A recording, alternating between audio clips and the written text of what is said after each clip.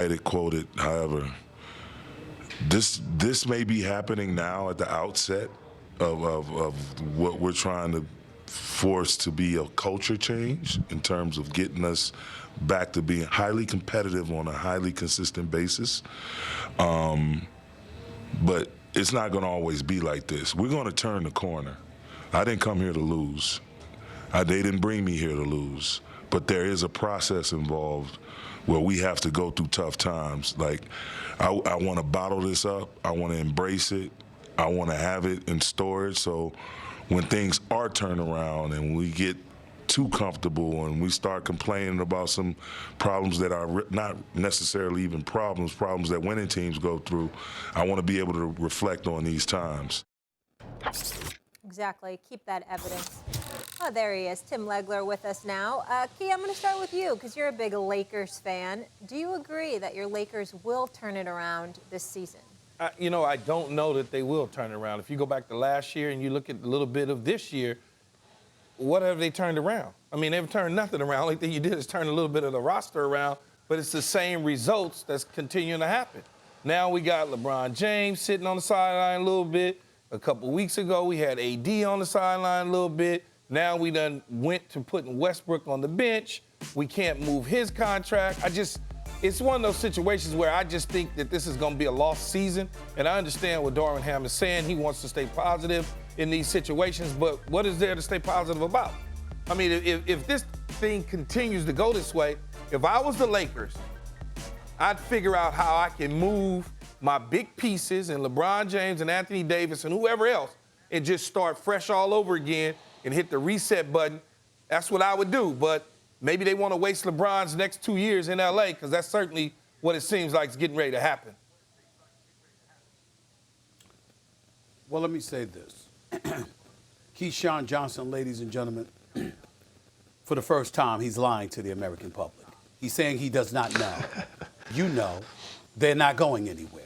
You do know.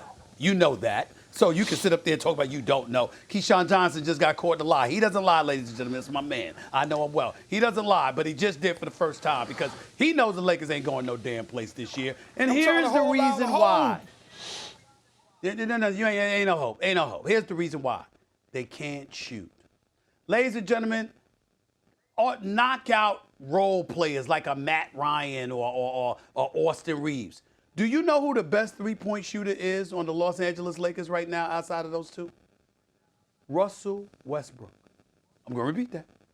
Russell Westbrook, who, by the way, no shade intended, he has been balling since he's come off the bench. I give him a lot of props and a lot of respect for the manner in where he's played since coming off the bench. But the bottom line is this, they can't shoot.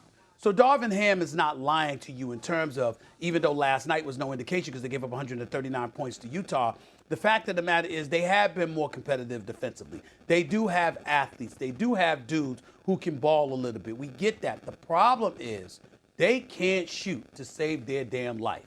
And this is in the year 2022 where the game has evolved and changed so significantly that you have to be able to shoot. If the Lakers, even though I don't think they compare to these teams, but Tim, if this were the 90s or the late 80s, it would be better.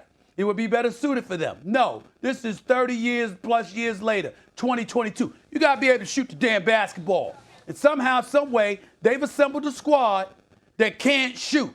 LeBron James, major love to him. We all know Mount Rushmore. He's shooting 21% from three-point range. He has been awful from long range. Awful, okay? Anthony Davis is an improvement. He had 28%, okay? Don't get me started with everybody else. The fact of the matter is that they can't shoot. They will compete. They can finish at the basket. They will defend.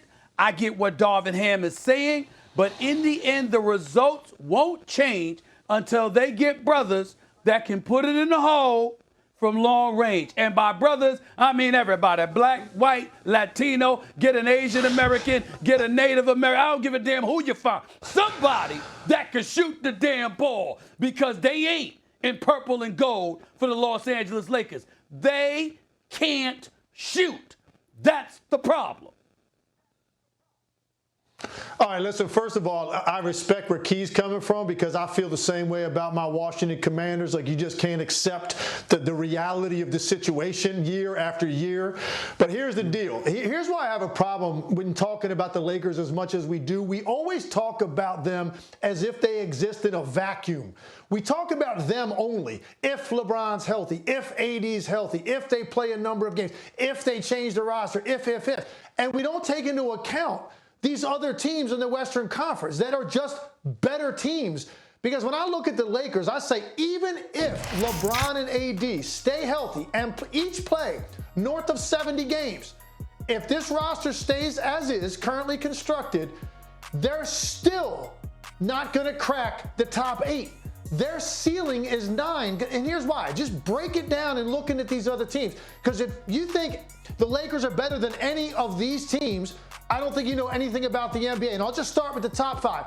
Phoenix, Dallas, Memphis, Golden State, right off the bat. The Clippers, Minnesota, New Orleans. Do the math on it. They're going to be 9 at best. And that's if those guys play. At some point, LeBron James and Anthony Davis at this stage of their career, based on recent history, they're going to miss some time, which means they're more likely to finish 10 through 12 than they are 9. So we always talk about the Lakers as if they can just control their own destiny if those guys just play well and are healthy. And look, I love Darvin Ham. He was a teammate of mine in Washington. The guy is competitive. He's professional. But it's about the rest of the West to me. You're not leapfrogging those teams I mentioned. And Minnesota, New Orleans, Clippers, if you want to have a debate about it, go ahead. I think all of those teams are going to be better than the Lakers. And so that puts them at 9 as their ceiling, even if they're healthy. So I just think we got to stop talking as if all of a sudden this is going to click for the Lakers and they're going to start climbing the totem pole in the Western Conference, because I just don't see it. Thanks for watching ESPN on YouTube. For live streaming sports and premium content, subscribe to ESPN+.